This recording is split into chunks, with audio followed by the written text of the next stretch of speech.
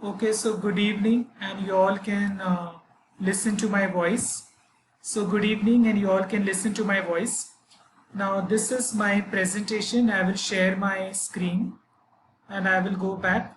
So, can you all see this presentation now? Okay, so this is my presentation on role of OERs in education. So this will be the outline of the presentation, the objectives, the introduction to OERs, what are the 5 R's of OERs, why these OERs are important, need of OERs in the field of education, benefits to teachers and the different kind of education institutes, the tools for OER development, Creative Commons licensing and current global scenario. So the objectives is to introduce the concept of OER and to state the 5 R's of OER. To basically justify the need for OERs in this field of education, to describe the benefits of OER to teachers in education institutes, to list the tools for OER development and to list the different types of licenses for OER and to state the current global scenario. So let's explore OERs. So we shall see what is this OER. It basically stands for Open educational resources. So some form of material, teaching, learning and research material in any medium, digital or some otherwise, which is there in the public domain with an open license which can be shared with the others. It is freely there on the net for teachers, students to be basically a content which is freely available in the public domain with an open license, and it is for the lifelong learners to use, to share, to modify, giving proper rights. Some of the examples of OER include learning content, lesson plan, assignment, textbooks, exams, videos, as well as some tools for learning and software. When you go to Google and type this word of OER, you will see different definitions. All these are present on Google. These are some of the logos which are there in the web, Google. So what are the 5 R's of OER, which is taken by and which is proposed by David Wiley? Retain, reuse, revise, remix, redistribute. Why these OERs are important? First of all, they save money, time. It improves the access to technology and to resources. It democratizes learning. It is reusable and make an impact. We know that students come from different background.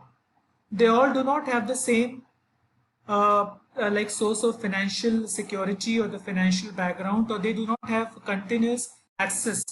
So when we have a content which is there in the form of some OER, it is there in the public domain, which can be shared with the learners, and they will gain access, and it will not be just confined to some. It will be for all, which can be reused. They will gain access as and when they require. What are the need of OERs in the field of education?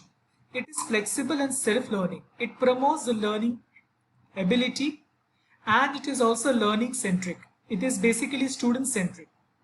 It basically improves the quality, and it is a new method of interaction ensuring the content with the learners.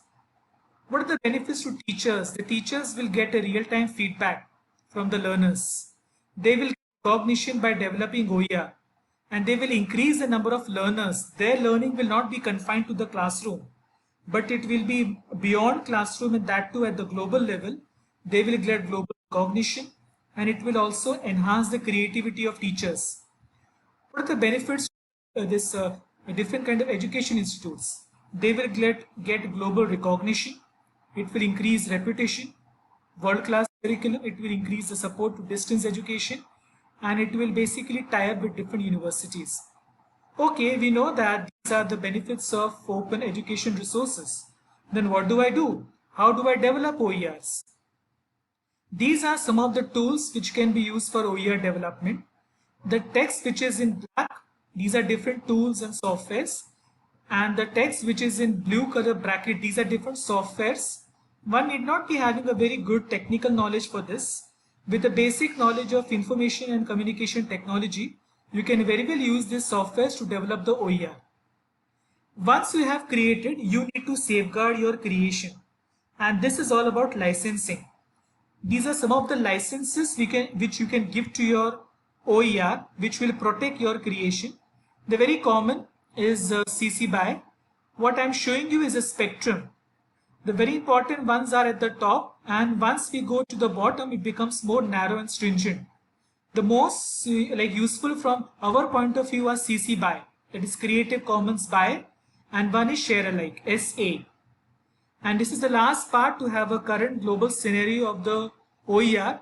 Different countries have already started using and creating this content, and now they have revolutionized the world.